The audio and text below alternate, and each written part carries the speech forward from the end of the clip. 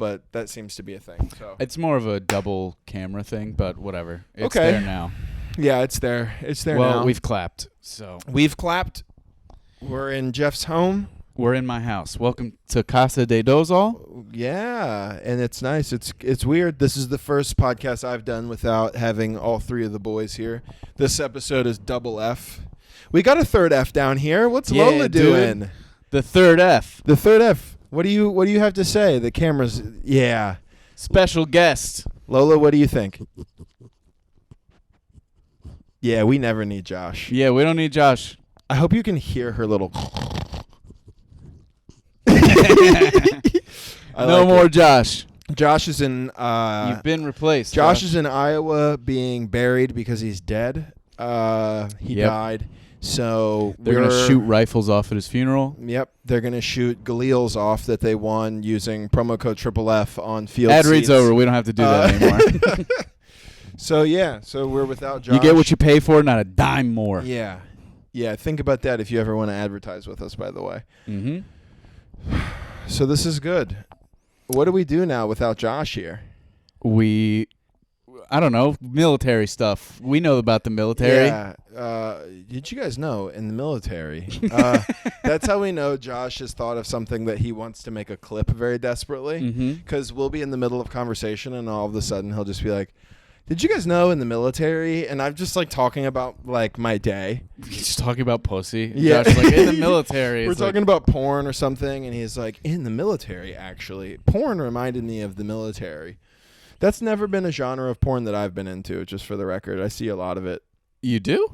Yeah, you never seen like military babe gets dicked down by 6 soldiers. Oh yeah, it's maybe I am into it if it keeps coming up on my page. Yeah, I mean the algorithm's got you. You might be into this. I've never seen that. Dude, I was watching the show Barry earlier. Great show. Yeah. There's a scene where this actress who over the course of 3 seasons is trying desperately to make it, has a show that does well, and they do a premiere and all that, and then the next day spoiler alert, it's not really that important. They cancel it because of the algorithm, and dude, I was pissed because I feel like we're such a victim to the algorithm of just being like, I think this is good, and then Instagram's like 4 people are going to see it. You're like, wait, I have a couple thousand followers. You're like, nope. Dude, it's 6. embarrassing how much I care about social media now. Before comedy, if you go to my Instagram and scroll like past the comedy shit, you'll see the dates on those posts are years between. Yeah. I never use that shit. See, and now I have to be. And now I'm like fully like, I'll be like, guys, when do you think I should post this? Like afternoon or morning? When do you think I'll get more engagement? Yes. And then I'll catch myself and I'm like, I hate who I've become. I will look at analytics before I post. So, which is a word I probably didn't even really know the last couple of years. Before stand-up, I didn't care about followers. I didn't care about my follower ratio. I still posted fairly regularly because I am a human being who has dopamine in his brain, and getting likes, whether you're a comedian or not, feels fucking good. Does feel good. Feels real good. But when you can directly correlate your success in the only thing that you want in life to be successful at to the amount of likes, you start really caring about what time of day your followers are most active. You really do. Dude, it's so fucking sad, bro. It's crazy. Even at my job, I'm like telling people that I work with, I'm like, hey, can you tell me how that does? And they're like, yeah, why? I'm like, just because I'd like to know. Just don't worry about it, man. Don't worry about it. I got things. Dude, I miss before gaming or before comedy when I was just gaming. Yeah. I need to get back into gaming. I recently, I moved out of my house and I'm in West Palm, and I recently put my monitor and my Xbox, I've got it plugged all in. I got all the games updated. I still haven't played it though. I don't know, man. I'm afraid to go back down that rabbit hole because I know I've openly talked shit about gaming on this podcast multiple times, but I kind of just do that for the plot. Yeah. And also, I like to make Josh character angry. development. Yeah, I mean, it's so easy to anger it's weird. Josh, It's dude. weird how defensive he is about it. It's insane. But I need to, dude, that shit used to give meaning to my life. I miss it. Yeah. I miss just coming home and just microwaving something and just gaming. I don't need to go to an open mic where like Yeah. 4 people are like, the podcast is doing well, and I'm just like, shut up. Yeah, and you're like, thanks. Yeah, and I'm like, Thank you. You're not going to come on it. yeah, you'll never be on it. If you're watching this and you think maybe one day, no, You won't be. won't. We had an opening this week, and we had 2 weeks in advance we knew that there was going to be somebody missing from this week. And we didn't record an extra episode, which is actually probably what we should have done. Probably. We instead decided that me and Jeff alone on a couch would be better than having any of you on. Any of you. I thought, just vindictively, I thought it would have been fun to just post something like, hey, Josh is out of town, we need a guest, just so I could deny some of you. just to tell every single one of them, sorry, I just agreed to let somebody do it, and then never tell them. And then they who find it out was. it's my dog. Yeah, and then they find out. That's the thumbnail should be us two, and then like a black silhouette, and it's like special guest. Special guest. Turns out Lola, baby. I mean, she's a pretty good. I mean, honestly, dude, and I mean this. We're grouped in with this. That dog, given the right social media presence, could bury any of us. Oh yeah, That's for sure. just how it is. I used to have a friend who has this like mutt, and within like 2 months had like 2,000 followers. Purebred, baby. And that's a purebred. He paid for that. He didn't rescue it. There's enough. Bought dogs. it from a very gay man in Miami. That makes sense. We went to his house to like get her, and he was just like, he wouldn't let us. I wanted to like lay in the pen of puppies and have them all jump on me. Of course, that sounds awesome. But he was like, wait in the living room, I'll go out and get her. And my wife and I are just sitting in this man's living room, and there are paintings of just buff naked dudes all around his house. Wait, really? Yeah, just paintings of like dudes with like a zebra scarf with like no clothes on. Like, and I was like, holy shit. This guy was like, there's gay. Like, yeah. I'm a man who likes to have sex with other men. And then there's guys who are like, my home decor is exclusively penis. And see, you can be that way, straight or hetero. I remember my dad had a friend, Jimbo, and his house was gaudy and so tacky. But God damn it, dude, were there not tits all over this place? Of course. You go in that garage, dude, there are boobs all over. There's feel paintings of ladies' tits. Jimbo makes sense. That's a guy who would have a house like dude, that. I mean, if you knew Jimbo's political views too, I bet I can guess. I mean, boy. I bet I can guess. Yeah, you can. I bet he's very much like, what happened to gay? Now you got to cut your dick off. You hate God that much? Yeah, I bet I can guess. Yeah, that seems to be. There's from like what a I've weird. heard. There's like a weird aesthetic with like old men, like anybody born like before the 80s, where they're just like, I have to show that I love pussy. Yeah. Like on their truck, they'll have like silhouettes of like women like on the back of their truck or something. It's like no one thinks you're gay. You're okay, man. It is a weird like overcorrection that men of that day and age do. I don't know what it is, dude. I think it's either, here's what it is. It's either homophobia, them being homosexual, Closeted, yeah. or a combination of both, because you can be both. I don't know if you've known this. Or I think it is a persona that you adopt when you don't really get a lot of pussy. So True. you make it look like I love pussy so Just much. so you guys know, I know that you don't see me with pussy much, but I don't know if you've seen these posters in my garage. Yeah. I mean, I love it. Have you ever seen me in a t-shirt that wasn't a Budweiser shirt with a girl in her swimsuit? So dude, those shirts are tight as fuck though.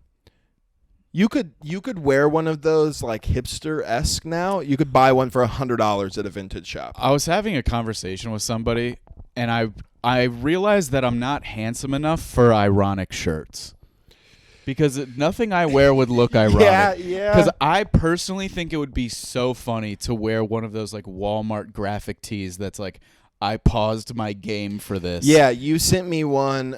You sent us one in the group chat that was something like that about like about like fuck rehab, all I want to do is game. Or Yeah. It didn't say fuck, it said something like that. And that was my immediate view. I was like, it doesn't have anything to do with how handsome you are or aren't. It's just your look, period. Yeah. Is just like the irony will get lost on a nobody majority would of know. people. People would see me and be like, oh, he bought that shirt because he feels gaming. that way. Yeah. And I do love gaming. Yeah. So exactly. you got me. Yeah. You got me. Damn Gotcha. it. You got me. That is I've never thought about that. About there really is like an attractiveness level where you can pull off ironic. I think it would clothing. be funny to wear like one of those like really like stupidly aggressive like Slipknot shirts. Yeah. Where like it's like a black shirt but there's like blood down it. Like those things are so stupid. Yeah. But I would just look like someone who's like, I love Slayer. Yeah. And I would look like I'm into that. I fucking love, dude, Korn. Yeah. It is weird. That was actually a really good Korn impression. I was in a Korn cover band for a long time. Korn with a C. Yeah, we spelled it correctly. And then we had our break-off band, Corn Nuts, and boy, were these guys crazy. Hence the name. That's a kind of music I've never understood, is just like that aggressive white, not quite metal, not quite... New metal? Yeah, it's like those bands when I hear them, because I listen to, like, you heard some of it come on in the car when we drove to New Orleans. You were not a fan. I listened to some, like, hardcore, and it's a new thing for me, but it's like screaming and like very hard, like what a weird age to break out dude, into screamo. You're telling me, bro. Like, I mean, what a weird age to discover teen angst music. The last couple years I've had a real renaissance with my musical choice. I mean, so I basically went from like NSYNC, Backstreet Boys, 98 Degrees, all those, right? Like literally having their CDs, having their T-shirts. I remember at one point, Burger King was giving out toys of Backstreet Boys, and they were dressed as like hoopers. And I remember like wanting to collect those. I went from that to my friend Nick Pilata. Shout out Nick Pilata. I doubt he listens to this, but he's a guy and he exists, and I've known him like my whole life. Hope your parents are well, Howard and Cheryl. And he showed me the rap station in Oklahoma City, which at the time was Wild 97.9, and that's when I got introduced to Eminem. Dude, the rap station down here used to be Wild 95.5. Dude, that's the crazy part. And it's then all it turned wild, into bro. the X1023. X1023? Is that the state? There's a couple good rap stations out here. There's not a lot in Oklahoma. I haven't listened to the radio in forever. So it wasn't even necessarily a rap station. It was just like a hits station. But they played some more rap back then, you know, like Ignition by R. Kelly was a popular one. Probably back a lot then. of Eminem, I would imagine. A lot of Eminem. But I got and then from then on, I've like exclusively listened to rap.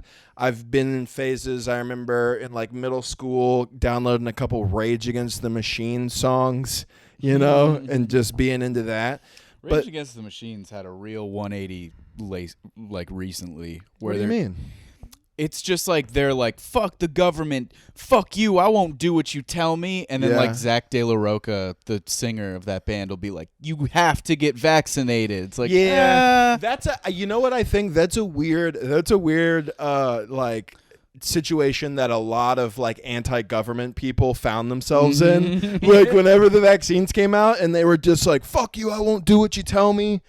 But for the safety of everybody else around you, you probably should do what the government's telling you. It's like it was a weird thing that people found themselves in. But Trump really threw a wrench into what being like counterculture is, because for a long time it was counterculture was fuck the president, fuck the current administration. Yeah. And then Obama came around and it was not cool to be fuck the administration. No, because it was like people were like, "Oh, dude, we got a black guy." Yeah, that's it was sick like as hell. And like he could drone strike U.S. citizens. Listen, we didn't care. Policy or not, whether you're excited about what he did or not. I personally benefit from some of the things. I currently have Obamacare. It helps me, you know, whenever I have no strong feelings either way. I know you don't. I just think it's very funny. By far, coolest president. Not a hard guy to like. I'm going Clinton, but Clinton was pretty tight too. Played the you. sax, got some head. That was pretty sick. So but that's what to be counterculture was to be against the current administration. Yes. And now,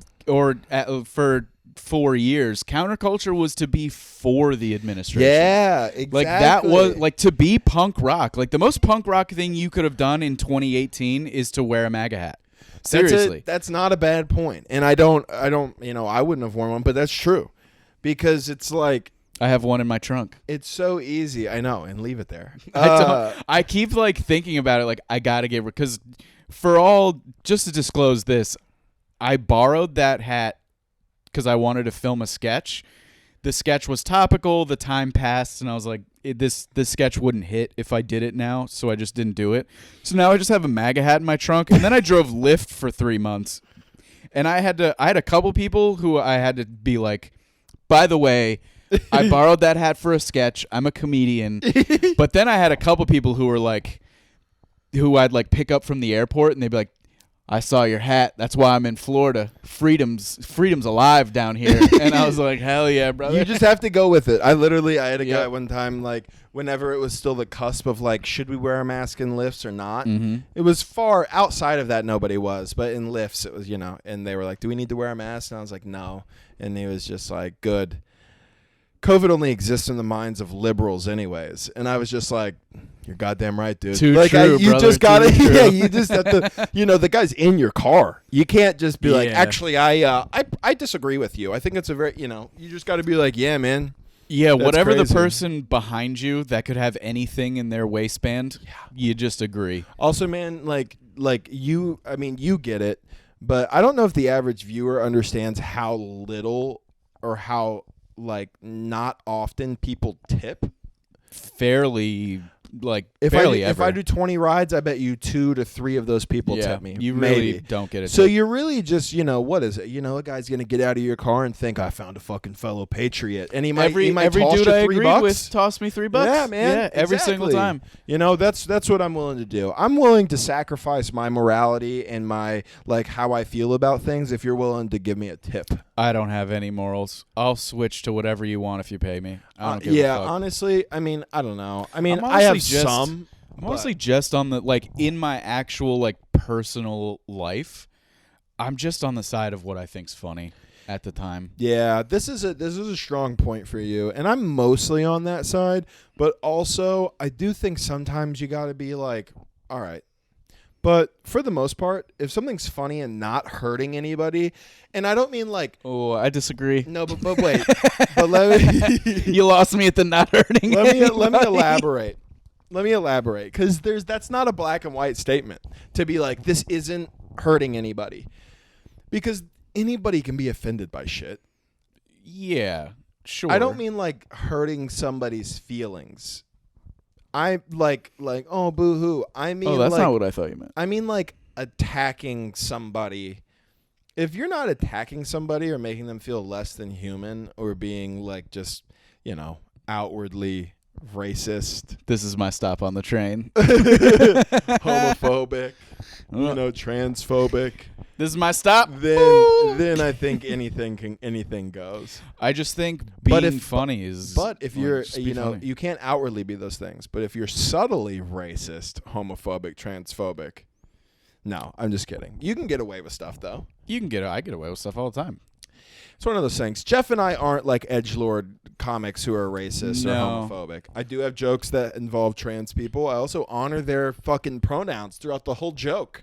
The whole time. I don't. I follow Matt and I go, what do you think about those jokes about those freaks? Yeah.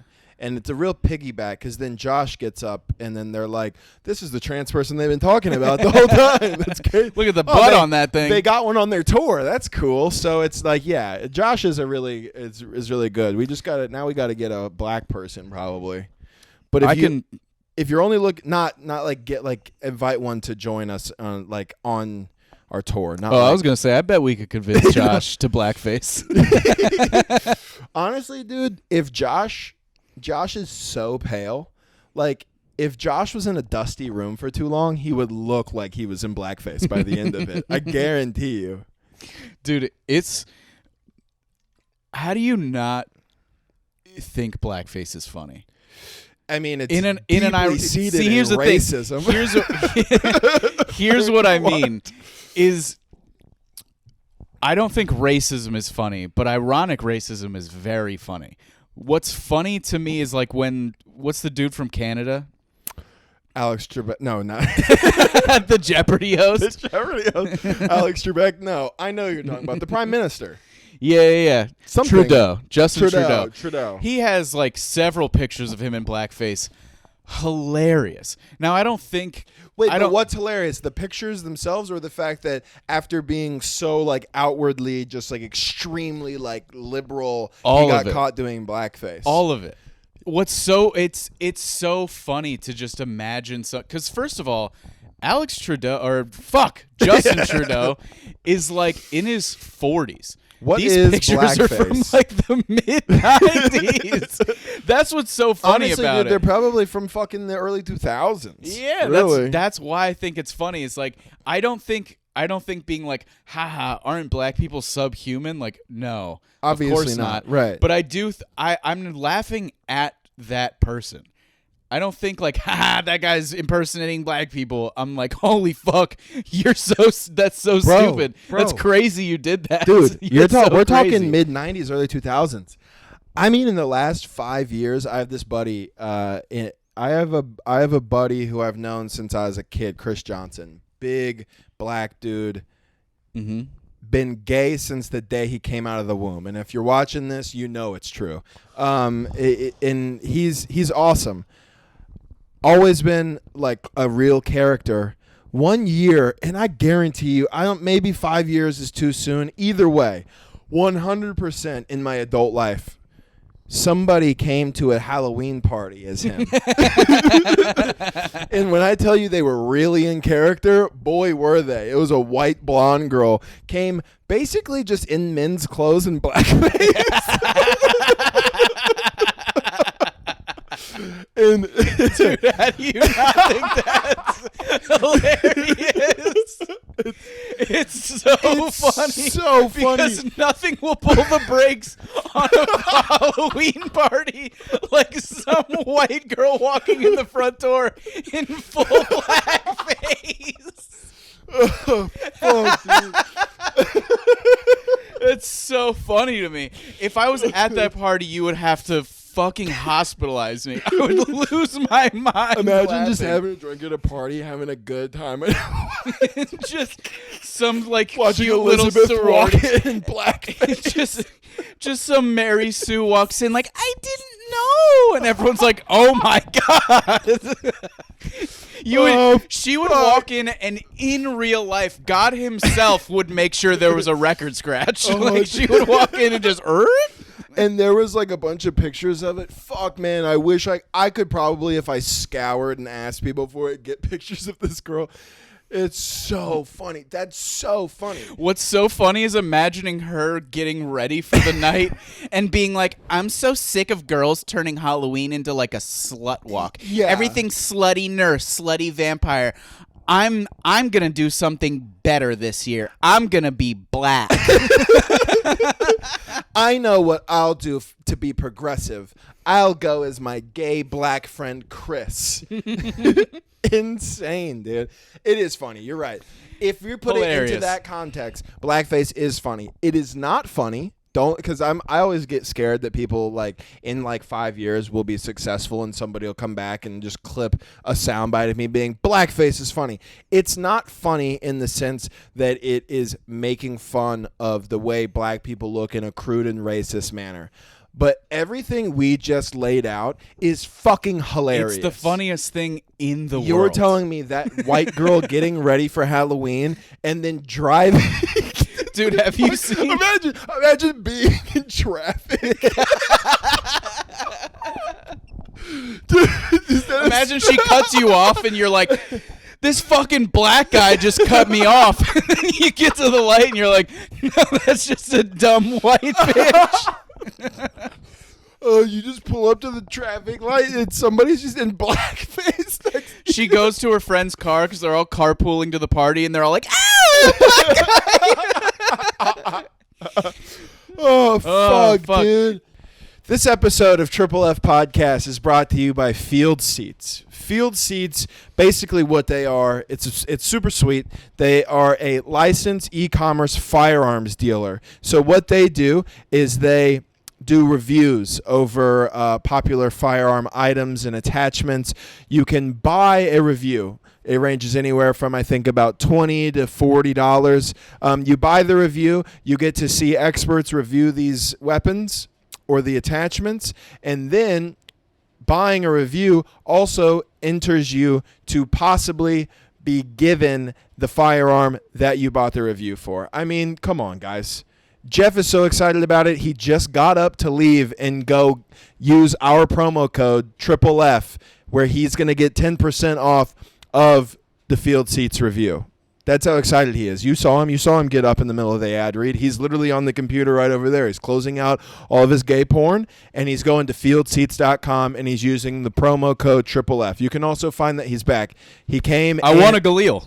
He came to gay porn and won a Galil. So, I mean, how much better does it get? All in 20 seconds, and I saved 10% by using code FFF. FFF on fieldseats.com. Also check him out on Instagram. We'll have all that info here.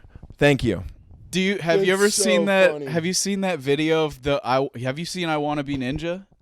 Oh yeah. That's so I saw it on that is ironic racism. That is yes. I love it. Well, I love it. I think it's ignorant racism that's hilarious. Because I'm laughing at her. You're it's laughing, crazy yes. for her to not understand, for her to write that song, film that video, record that song, and at no point someone was like, hey, I want to be ninja, ching chong, ching chong chong. He's quoting the lyrics, That's by the the way. lyrics of the song, with a woman walking up to Chinese people in the music video, holding her eyes back. Also, this woman, honestly, the way I'm imagining it, looks like the mom of the girl I just described doing blackface. Like, Yeah, she's also just like this a white woman's blonde like lady. 40. Yeah. She's like an attractive 40-year-old blonde lady who's just like, I'm ninja, chung chung chung chung. I want to be ninja. And listen, like, we're getting close. I saw that personally Holy on shit. the Bad Friends podcast, which is hilarious, and it's a perfect dynamic to really break that down, being a white guy and an Asian guy. But if you guys haven't seen it, fucking go look it up. I'm editing the pod this week, so I'm not going to put any of it in this episode. But go look it up, dude. It's so funny. You're right. It's I just always wonder what goes through somebody's head when they're like because all of that has happened in the last 10 years. Just imagining the repercussions of that video is so fun. She lost her job for sure, right? 100%. And there's imagine also if she releases that video, and on Monday she gets called into HR's office, and they're like, Lisa, you got to pack your desk, right? You get it, right? You get it that you can't be on the internet. Also, this has 8 million views. Yeah. It's Also, not like you I mean- did something and then quickly deleted it. This is everywhere of our employee saying ching chong and Yeah. holding her fucking eyes She's back. just like, no, I was celebrating saying I their want culture. to be I ninja. want to be ninja. I want to be them. And they're like, you didn't even use proper English? You want to be a ninja. I was trying to talk the way those people talk. Have you ever ordered lo mein? You get it? Yeah. And then they're like, now you see where this is going, right? She's like, yeah, when I said talk like those people, I kind of figured this conversation was going south. Yeah. That's She's like, where did I crazy, lose dude. the job? At those people? Yeah. That's probably where okay. that's probably where I lost That's it. fair. That's fair. Like, just any like clearly privileged person being racist is so funny to me. Like the clip of Ozzy Osbourne's daughter on The View being like, oh, Donald Trump, you don't want a wall? Well, then who's gonna mow your lawns and clean your rooms? And then everyone was just like, whoa. Dude, great intention, terrible execution. Terrible and then she like caught herself. She was like, not that that's all they do. Obviously, they can do more than that. But, they do that a lot. So, and she just like kept burying herself. Hilarious. Dude, I love it. Famous I people, love it. I don't envy, oh man, loud sirens, bro. We're in a good area, too. Yeah, there's a fire department across the street. And a dude. police department. Yeah, great housing you got here. Yeah. I don't envy that about famous people who aren't famous for being comedians. Yeah. Because, yeah, you fucked up. You can't, there's not really any coming back from that. Well, that's not true. I'm sure she's still on The Everybody Voice. in the Imagine video has had jobs since. She had to They're fine. Yeah, that's a good point. But like, I was thinking about fuck. What was I, dude? Holy shit. Did you ever see the video of, it was during the Black Lives Matter protests? Oh fuck. Yeah, not good. But this white guy is like standing up, and he's got this whole crowd, and he's like, black people are sick of the oppression that they have to deal with, and everyone's like, yeah, and he's like, as a white guy, and he really started feeling himself because he's a white guy at a BLM rally, and black people are like cheering him on for what he's saying. So he felt like he could drop one, and boy, oh boy, did that. Wait, how did he say it? Like, what was the context? N-words come in all shapes and colors. And everyone was like, whoa, get him the fuck out of here. It's so good. Because you can just see in his eyes, he's like, they're loving me. This is going well. I'm basically the black people king at this point. Yeah. I can drop it. Just watching the crowd just completely turn on this man. Immediately. Dude. Yeah, man. What are you He's like, we can all be N-words. And they were like, fuck. Hey, man, nice, not the time, bro. Never the time, especially now. Yeah, dude, that can only, because I've had a couple sweet basketball moves in my day in a gym full of black people, and let me tell you what. Oh my god, fuck, does it feel good when if you're the only white guy in the gym and you hear white boy in a positive tone. You just impressed a bunch of people that you want to impress. You see that white boy shot? Yeah. Ooh. Man, this white boy got moves. It's like, yes, dude, fuck yeah. Speaking of blackface, Jimmy Kimmel's thing have you seen Jimmy Kimmel's blackface? Yeah, oh yeah. Where he is literally head to toe painted like, I think he's like Karl Malone. And then, like, I guess that's what's so funny about it is, like, Jimmy Kimmel, you were in blackface, and then you go on TV and you're like, the president's rhetoric about race will not. It's like, you did blackface, my guy. You did on blackface the Man Show in 2004. Yeah, man, like recently. like I was in middle school, buddy. Yeah. I was in like 6th grade, dude. Because I guess it came back up. It resurfaces. You did blackface pretty often post 9/11. Yeah, that's not good. That's not good. You got to do pre 9/11 blackface. We'll excuse it, but it's not like we'll forget. But we get it. It was a different time. We hadn't come together as a nation yet. Yeah, we need a good post 9/11 blackface not allowed. You remember? Honestly, we need another 9/11 to bring us together. I was thinking about this. Yeah. I was gonna make it a bit, but it's just really not bit worthy. The last time I can remember the country really being unified, like everybody, black, white, Democrat, Republican, gay, straight, every single person was unified. Obviously, we were unified during 9/11. The next time, 2014, when Apple just randomly decided to put an unremovable U2 album on everybody's phone. Yeah, dude. And everybody as a country was like, get this the fuck off my phone now. I think I still have. I think I might still, if I look up U2, I think I still might have some of those. Because you had to like go into settings to get it out of there. Yeah, you couldn't just delete it from your library. I still have one fucking song from that album on my fucking phone. It is so funny to me how that band was like worked with Apple and they were like, this is going to be such a nice treat. Everybody who owns an iPhone is just going to get our new album for free. And everyone's like, get this off now. That was like, imagine being that full of yourself as an artist in any way to be like, I know the gift I can give is my songs for free. Everybody's phone should have 4 gigabytes used up from our new album, whether they want it or not. But you know what, dude? U2's been in with Apple for a while. Do you remember the U2? It was my first iPod. The U2 iPod. Hello. Good song. That was the commercial. Do you remember the U2 iPod? Yeah, it was black with the red. The red circle. I had that shit, dude. That shit was tight as fuck. So they've been in good. I see they make some good design choices. They got their song on. They overstepped quite a bit.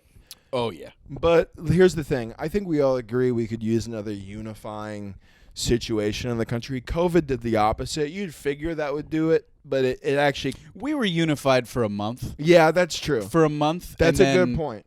And then we started splitting. I think what happened is when people realized that some of them couldn't wipe their ass because their neighbor bought all the toilet paper, that's what really started us to be like, you know what? maybe I don't like my neighbor for legitimate reasons. Yeah.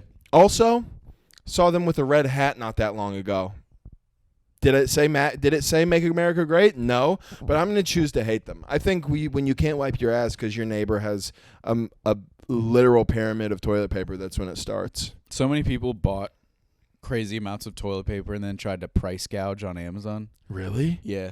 Kind of sick. That's capitalism. But dude. also a lot of people, stores like restocked and then they just had like a living room filled with toilet paper. My roommate back then, his mom or dad sent us, like, it literally took up like your kitchen table over there. Like, it literally was like we had a pyramid of like the worst. I think it was his mom, because his mom owns and operates a bar, sent us, and it was like, if you've ever been to a bar and wiped your ass, it was like the worst single ply toilet paper that I've ever used in my life. And we had it for like fucking 4 months. It was awful. That rocks. It was terrible. You're just wiping, and then you have to wash your hands after extra hard because it went right through the toilet if I'm paper. home, if I'm stuck at home, Yeah. I'll just shower. Do you mean instead of wiping? Sometimes always if it's give- a little, if if it's I- a little, well, I have a butt bar. I have an exclusive butt bar that is only used for Butt bar? I Oh, have a bar, bar of of soap that is Oh. exclusively for my butt. Well, that's nice, but That I'll put in my butt crack, and then I'll turn the shower head on full blast, and then I'll one hand spread the cheeks, the other hand pressure get wash in that there? shit. Yeah, really get in okay. there. I like your method. I don't really have enough. I don't have enough water pressure, I think, to really do that. I want a bidet really bad. I do too. I just don't want to hook one up and have Yeah, to you do all that. gotta put it into a water line. Yeah, I That's don't above wanna, my pay I don't grade. want to have to do all that, but I do like the idea of a stream of water tickling my butthole every time I poop. My parents had a bidet. They still have it. It's in there. It like just came with the house, but the master Yeah. bedroom. But it was old school, where it was like a separate thing next to the toilet. Oh shit! So Like an old you'd have school. to poop, and then you'd have to get up. Yeah. Go- It was right. go it was next right door. next to it. It was Yeah. right next to it. But you would get up, and then there was it was like a rimless toilet, basically. Yeah. That just, and man, what a, I'd be lying if I told you I didn't explore my body in my parents' bathroom. yeah, dude. I was Yeah. checking things out. I learned from a very young age where the male G-spot was. Yeah, dude. I didn't learn until like 24, 25. No? That butthole feels good. Yeah. No. It does. Have you ever put a foreign object up there? Yeah, I've had foreign objects up there. If Well, foreign It's- object sounds weird. Like I didn't put like a fucking corn on the cob up there. Like I mean, no. whatever I put up there was designed to penetrate I've something. put like a Sharpie. I don't know if I've ever done that. Yeah, I put a Sharpie in You my just butt. got to make sure you don't put capside first, dude. That's trouble. Yeah, that's That's trouble. trouble, man. Also, at the time when you're real Was worked it sexually or like you put up, it yeah, in? I was jacking off. You put a Sharpie. And I put a Sharpie up there, which at the time felt like, you know, when you're real horned up and you're like, I'm gonna put some in my butt, Yeah. which I haven't Yeah, done yeah. in many years, but you're like, I'm gonna do this shit, and then Yeah, shit. you finish and you're like, I have a fucking Sharpie in my ass. That post nut clarity has never been clear. You just nut and you're like, what the fuck am I doing? Fuck. You're like I was gyrating, the cap came off. I got fucking stains all over the sheets now. Also, you can't use that Sharpie again. It was in here. You got to throw away your Sharpie. Yeah, dude. And you know, a household only has so many Sharpies. I do feel like No. every household has a Sharpie though. Every household You know has what I a mean? Sharpie. Yeah, it's weird. And then 3 months later, someone's like, "Where's the Sharpie?" You got to just be like, "I don't know. You're like, I don't know. I'll go buy one right now though. I'll go buy a new one though. I'll order a whole 12-pack on Amazon." Actually, It'll be here soon. let me do this for you. My do treat. you want the normal size one, the super size? We're gonna go super size this We're time. gonna go supersize. She's like, I don't think I need that. No. Trust me, we need that. We need that for sure. Do you know if any Sharpies have a flared base? just so I know. Yeah, flared. Yeah, no. I start putting stuff up your butt's tight. You think any Sharpies have any sort of massage function? Yeah, I want one. I felt like last time I was using it, writing with it, I was getting cramps. I was getting cramps. I noticed it wasn't flowing on the paper very well. I just want like a vibrate setting, possibly. Could that be a thing? You we think do they that? have that? You think they have that with a flared base? All Sharpies are black for the most part, but do they have any extra black ones? Can the whole thing be black? Oh, fuck, yeah. Wait, how old were you when you put something in your butt the first time? Teens or 20s? Teens, probably. Yeah, Teens. okay. Sharpie was probably teens. I feel like I remember knowing that tickling down there is fine, but I mean, like, really, because the gooch feels good. 100%. Gooch feels good. But because I remember when I was getting high and was addicted to drugs, I had a very large supply of morphine that I found, and morphine. Oh, so you could get a whole football in there. No, not anymore. So here's the thing. Morphine, the bioavailability, which is how much your body absorbs. It's best to shoot morphine. I don't suggest doing that, but I wasn't shooting up at the time. I was eating a ton of it, but it was like hardly doing anything anymore. I mean, I'm eating like hundreds of milligrams, but it wasn't really doing it. So I read that if you put it in your butt, it works real great. Ooh. And so I'm like, okay. So I'm at my parents' house. I find a syringe, but it was made before you finish. Yeah. You never thought maybe I have a problem? Yeah, no. It was when was it's this funny. Before or after you accepted I'm a full blown addict? This I feel was like if you're during. shoving morphine in your ass. This was before I admitted like, fuck, I really need help. But after I knew this isn't just for fun. You know, because a lot of times people will be like, well, how'd you know you had a problem? It's like, and I always joke, it's like, well, when you're using needles, it's hard to fool yourself. There was a step before that for me, and it was when I was willing to shoot it into my butthole. Yeah. But nonetheless, I'm like feeling, I want to have a good time, you know? So I found a syringe, a plastic like baby syringe, but it was used for the nose. So it had a curve to it. So I was like, well, that's not going to go in me, so I cut it. But then I didn't realize when you cut plastic, it creates very sharp edges. Yep. So I was breaking up morphine, getting in water, put it in, and I just could not figure out how to relax my asshole. Probably because I couldn't get morphine in my system. You know? So I was just squirting morphine all over my butt crack, just hoping for the best. And I was either 19 or 20. So I didn't really figure out how to get stuff in there for a while. Yeah, there's getting it past your crack, and then there's the hole. Yeah, there's the sphincter. There's the like rope almost. That's kind of, you know. There's the balloon. You got to knot. get in there. The balloon. You got to get in there. But then there's another just after that you got to kind of get through too. There's a process. It is. It's a process for Honey, sure. you watching? Yeah. Are you watching this episode? Ladies, take notes if you're gonna put stuff up people's butts. You're lucky it's not a different color. Yeah. It stinks lucky it's not a different color. Now I'm just doing my own bits. Yeah. I hate that joke. Yeah, I don't like that joke because it's very jokey joke. You know what I mean? It's very like the punch is very. You're looking at a different color. I get it. No, you know what I mean? Yeah. It has a cadence that the rest of my set doesn't have. Yeah, I feel you. I have jokes like that. The rest of my set is like I talk normally, but there's punchlines in there. That's and how that one joke is like that's actually the first joke I ever wrote. Really? I had that joke probably a year before I did comedy. Wow, that's crazy. Mm-hmm.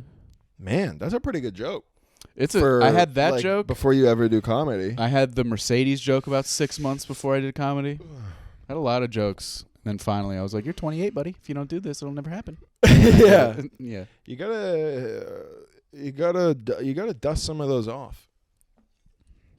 I mean, I Get do them them back out there. Anytime I do like 15 or longer, I do them. So like they're not like rusty. I get in my head about my closer because my closer is like that too. The joke about me liking older women. It's very. I'll go from like it feels very jokey to me sometimes of just like my cadence and stuff. And it's a joke that I've had since I was doing comedy for like 7 or 8 months probably. So I'm like in my head, I'm like, but I've also refined it and changed it a million times. Listen, I'm never gonna feel good about my act. No. I feel good about specific sets that I have. Mm-hmm. But there's always something that I can just be like, man, I'm never going to be good at comedy the way I want to be, and this joke is the reason why. And then somebody objectively watching it will be like, that joke did really well. And you're like, but I don't like it. Yeah. It's like, yeah. Right where I hit like the 20-minute mark in my set is where I look down and I'm like, I got to do jokes I don't like anymore. Right. Yeah. Because that's if you do come out and see us in, where are we going to be? Oklahoma and Dania, but I don't have specific dates for him yet. If you do what's come out and see what's us, the venue in Oklahoma? just know we're having fun. Oklahoma City Farmers Market, which I know sounds weird. We're not doing it's not like a tent where we're selling strawberries and doing comedy. It's like a very good music and concert and comedy venue. So, cool. Yeah. And then the Dania Beach Improv. Which I also don't have a date for just yet, but we will be there. And if you do come and you do watch us, you'll just notice know we're that having right fun. around the 20-minute mark of my set, there's a noticeable quality dip.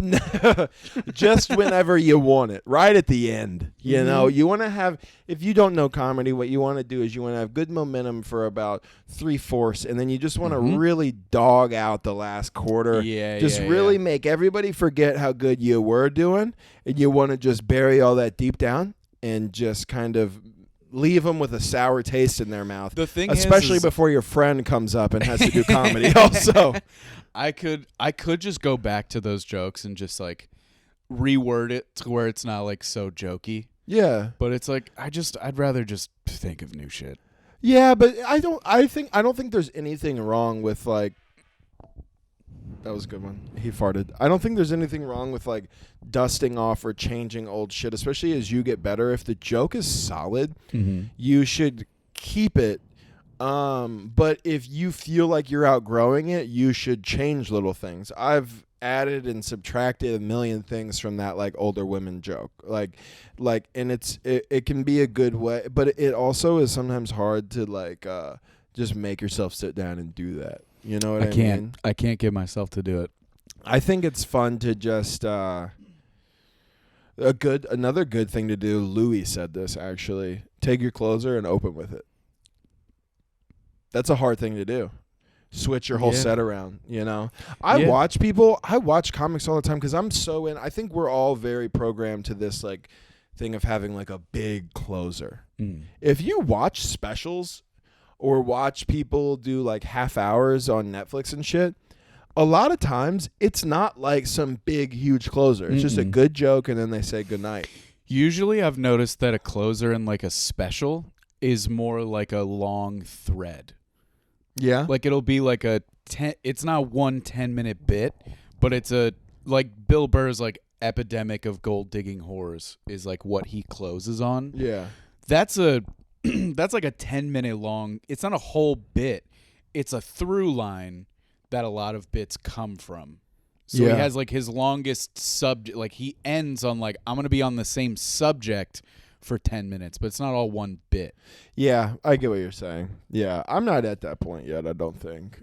That's a long, like, sometimes I'll watch a special and they have the same topic for the whole special. That's crazy to me. I don't get it. But then again, there are some people, and I think you and I are similar in this way. There are some people who sit down and go, okay, this is what I want to talk about. Let's make it funny. I don't have that in me yet. Maybe it's a yet thing. Maybe I'm just not there in my comedic process. But I have to find something naturally that I think is funny, and then I can take that and make it funnier. Yes. But it has to come to me naturally. It has to just be a thought while I'm dicking around or in a conversation or something like that. But like I remember forever ago, and I can't imagine I'd enjoy it now. No offense to Hassan Minhaj, who I'm sure is watching this, but not a fan. Not a huge fan, but I remember forever ago, probably 4 or 5 years ago, I watched one of his specials and he talks about his life. And I remember being impressed at the time because he's literally just telling his story of like his parents coming over here and his relationship with them and like his life, like almost chronologically. And he's doing jokes throughout it. And my thought was, oh, he was like, this is the story I want to tell. Now I have to make it funny. And I don't think it's hilarious, but it's impressive to me to do that. I don't have that. I don't have that gene. I do in not me. like Hassan Minhaj at all, though. I don't. I would say he's maybe my least favorite comedian of all time. I don't like him. That's a really weirdly specific person to be your least favorite Here's the comedian thing. of all time. He has, first of all, a lot of his bits are just black comedy bits. Just like white people, you got to start hitting your kids. It's like, did your dad was a physicist. He's not hitting you. Yeah. My dad owned a bait shop. I'm sure my dad's hands were a little harder than your dad's a little bit physicist. more calloused. All right. Yeah, than your dad working in a lab all day. And then he had like a bit, because he used to have like a TV show. And I saw a clip of it on social media, and it was just, he said something like, this being like that, that's like if the NBA was all white guys. Like, who would want to watch that? Like he did like a whole like minute long thing about like white guys playing basketball, and it's like, you're not black. How many brown players are in the NBA? Because there's a lot of white guys. That's a fair It's point. like, whose perspective are you doing this joke from? If it was a black comic, that makes sense. I've heard black comics make that joke. You're Pakistani. You know what I think? Like, what the fuck? The NBA is like 70% black, 30% white. It's 0% Pakistani. So what are you talking Are about? there any Pakistani players? Zero. Oh, dude, I bet there's a Pakistani NBA player. I can You guarantee know what we you should there do isn't. is next episode we should come dressed like Hassan Minaj. Brown face. Brown face. I'm going to look up Pakistani NBA And players. just be like just play the Indian card when it works for you, but then do like, how come white people don't hit their kids jokes like a black comic from the 90s would do? You know how here's a real piece of shit? Aries Spears. Have we talked about him on here? Apparently he was molesting children. Oh, fuck. Yeah, dude. No, they weren't molesting. They were grooming. Which I don't understand. So my good friend Tiffany Haddish, who I performed with, and Aries Spears. You might want to start distancing yourself. My friend DJ Ribsky, very funny comic in Chicago, is best friends with Aries Spears. And that's the guy who got cut from his shows. Apparently they were like grooming young kids to like teach them how to perform fellatio for a sketch or something like that, right? Yeah, which is like, I mean, talk about committing to the bit. I don't know if I believe that, because Aries think I do Spears has either. so much. He doesn't have time on his hands. He has to write so many more Jay-Z impressions. Yeah, well, Where's he gonna have time? How is he going to have time between doing a Shaq impression, somebody who's been retired for fucking 10 years, and There are people who can legally drive who never saw Shaq play basketball. When did Shaq retire? Like 2010. Holy shit, dude. Yeah, that's crazy. Yeah, Aries Spears doesn't have time. Dude, I heard a thing about him. I don't know if this is like too inside baseball for our pod, but like, I don't know. Sometimes people are like, talk about cum, and then there are people who are like, talk more about comedy. And then when I ask my followers to give me topics to talk about, they give me the worst shit, dude. It's so I did it recently. There were a couple that were good, but I'm not gonna like casually work in right now. But some of them were so bad for topics. Because sometimes as a comic, you're like, am I a funny person? Mm-hmm. Am I actually funny, or am I just self-centered and I need this for attention? Could be true, too. And I'm like, am I really funnier than the average person? And then I'll do something like ask my followers for podcast topics, and I'm like, oh, no. Yeah, I'm way funnier. They're fucking You guys bad. suck, dude. Yeah, you guys they're bad. stink. Thanks for watching, but yikes, dude. Yeah, thanks for watching. Thanks for following. But and not all of them are bad. So, whatever. If you think that, does he think mine's bad? Yes. No, not yours. Yours is good. But my buddy DJ was telling me, I hope he doesn't mind me telling the story. So basically what happened, he went down. I think I've told you this, but just for the people listening, my buddy DJ drove 3 hours to a comedy club from Chicago to Fort Wayne. Yep. Fort Wayne's a shithole, but Summit City Comedy Club's great. And he drove down there to host for Aries Spears. Did the first 2 shows. Shows went great.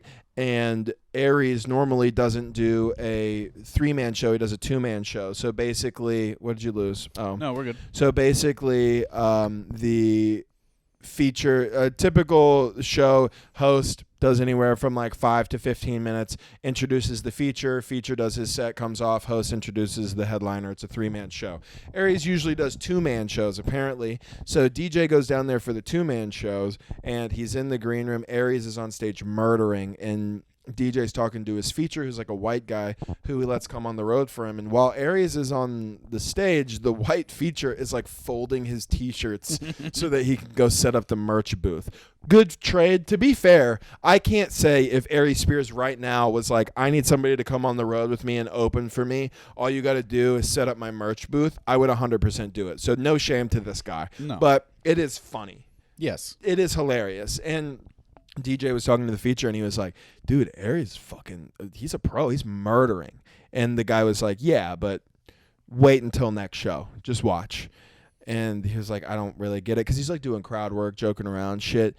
Aries went through and did the exact same crowd work to the exact same type of people. Yeah. Found a couple who looked like this. Found a white woman who looked like that. Found a fat person who looked like this and did the same. He was basically doing an act but making it look like crowd work, which is not a bad skill to have if you want to have good sets. But the whole point of it was like, yeah, man, he's doing this. He does the same shit everywhere, and he murders, but can't be fulfilling artistically. I mean, the trick of comedy is to do things that are written down, but it seems like you're just talking. Right. Like, it seems like you're just naturally doing a monologue, and you're just speaking naturally, but it is all prepared material. It's the trick of comedy. I mean, not all of it, but yeah. No, but a big part of it is like, how do you take this, however long you're doing, how do you take this 30 minutes that you have prepared, you've done it a million times, and make it look like you're just naturally talking? So I get that, but it is that, like, you are kind of gaming the system, because the point of crowd work doesn't even have to be good. I do crowd work often. Yeah. It's nowhere near clever sometimes, but it crushes because the audience is aware that I thought of it in the moment, and you get kind of like a little bonus laughter because people are involved in it. Right. So if you can find a way to make material look like crowd work, you'll crush every fucking time. Right. I don't think there's anything wrong with doing what he was doing. For the record, I think the whole point of the feature saying that was that this is a guy decades into his comedy career. He's not working on new shit. He's never put out a special, because if he did, he'd have to do. He's just one of those guys who made a little career for himself, and then just is doing the same material everywhere. And then after that show, Aries didn't even come talk to DJ himself. He just had the managers tell him that he had to go home, basically. So he drove 3 hours, to stay there. And the hosts don't get paid that much. We do it for the opportunity. And then he just had to, he ended up doing, actually, very serendipitously, he ended up doing spots at Fort Wayne Comedy Club. Good use of serendipitously. Where I then went and featured for him. And, I mean, let me tell you what, there was about 20 people between those two shows we did. I mean, it was fucking garbage. That club's ran like shit by the owner. The owner's a psychopath. I hope he doesn't see this. Actually, I don't give a fuck, but he won't. He won't. He'll be getting our media kit in the mail, though. No, he won't, dude. I won't go back there. I won't go headline that club. Okay. It's not worth it. It's not worth it for us. All right. Trust me. Yeah. Okay. Anyways. I like the way you're sitting, because you're giving. I like that we both wear sweats, because we got crotch shots. I swear to God, dude, if you watch this podcast, not listen. If you're listening, thank you. If you're watching, thank you. But if you watch this and you think, oh, I wish Jeff hadn't had his knee up in front of his body the whole time, or oh, you guys have your crotches out, or whatever, don't tell us. I don't give a fuck. Yeah, we we're have not cameras. shit. We have professional lighting. We have audio equipment. We know we could do this better. Fuck off. We don't give a shit, okay? Also, and if you're watching this and you're staring directly at our crotches, salivate. Come suck on it then. How about that? Fuck you. Yeah, fuck you. Come suck you my stare at our fucking dicks dick. for an hour and you don't DM us that you want to suck it? Yeah. What is this? What, you think we got our fucking... I got gray sweats on because I don't want you know to what you suck are? my dick? You're a fucking tease. Yeah, stop teasing us. You're a fucking tease. Which, where I'm from, that's grooming. Yeah, that's grooming. Aries and Tiffany watching this, grooming us. Grooming our fucking little boy packages. You fucking weirdos. And I want to make it clear that I only mean this if you're a man and you think we're talking to you. That's who I'm talking to. I'm talking to all of you. I'm not. I'm only DM talking me. to the men. Ask me what my penis looks like. I'm gonna send you pictures of I've seen Mr. it. Peanut. I've seen it. It's not bad. It wasn't good. It was good. flaccid and cold, to be fair. And he was drunk. But I have seen it. It also wasn't good because just the context. I should have been pulling my penis out. No, it wasn't good. That was in public. It wasn't good. With a lot of people around. Yeah. Yeah, that was a weird night. I shouldn't have done that. I had a thought the other day. It wasn't a memory. I had a memory of one time I was in the car. And this was when I first started. I don't remember when this was. It was about a year or two ago. I was in the car. And I was feeling frisky, and I was like, having sexy talk with a lady, and I was listening to a podcast. While you full-on text and drive? Oh, dude, I did more than that. I took a video of me pulling my dick out on the highway. Matt does not look up from his phone on an 11-hour drive. Did we get there safely, there and back? Yeah, we did. Safely, you're fine. But we hit the fucking wake up strips on the highway so many times. That's why they're there. I want to use them. Now just look up and be like, I'm getting pictures of buttholes, and we were like, all no, right, dude, that's wake not up, true. Dude. That didn't happen. Not on that trip. And this was forever ago. But I sent a video of my dick when I was in the car, and I didn't realize that the podcast on in the background had Louis C.K. in it. And the person was like, nice. Were they like, are you driving? Well, no, that was a part of the play. It was fun. But then they were like, nice. Apple CarPlay.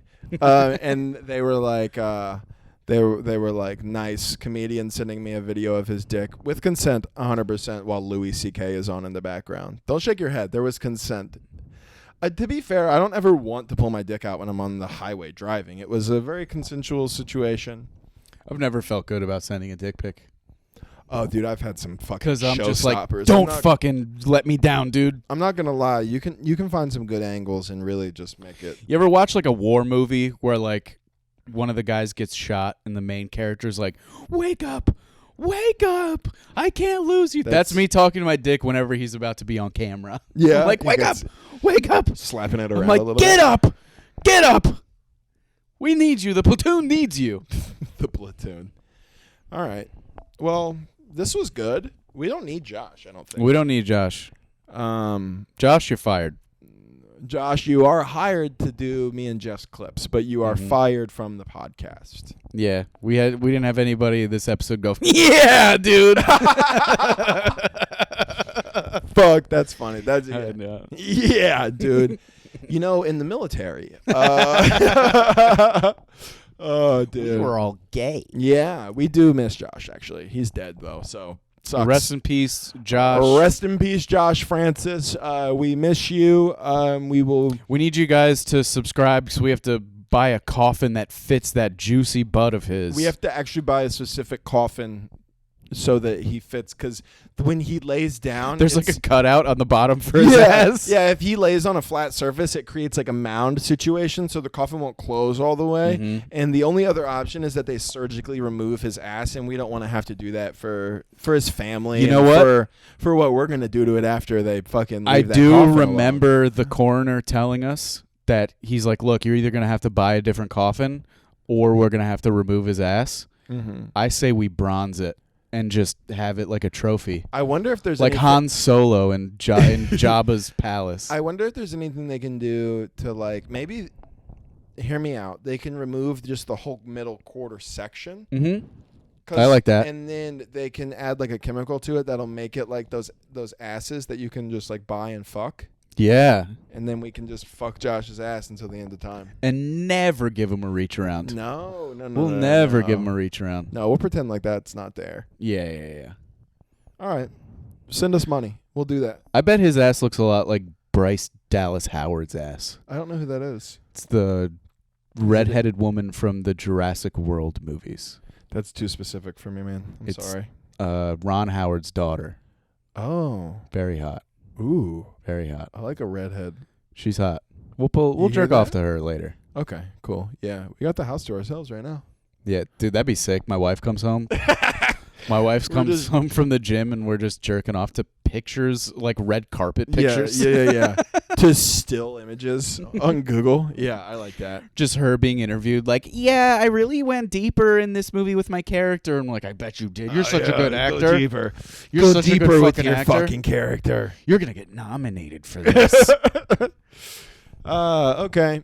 R.I.P. Josh Francis. Rest in peace. We love you, baby boy. Like, subscribe, share this with your friends. Leave a rating if you like it. Don't tell us how we can angle the cameras better. We don't fucking care. Fuck you. Yeah, Jeff is gonna sit however the fuck he wants. You're lucky his toes aren't out. All right. Yeah. Boo, boo, boo. All Got my right. slippies Okay. on. Bye, baby boys and girls and good girls. Bye. Bye.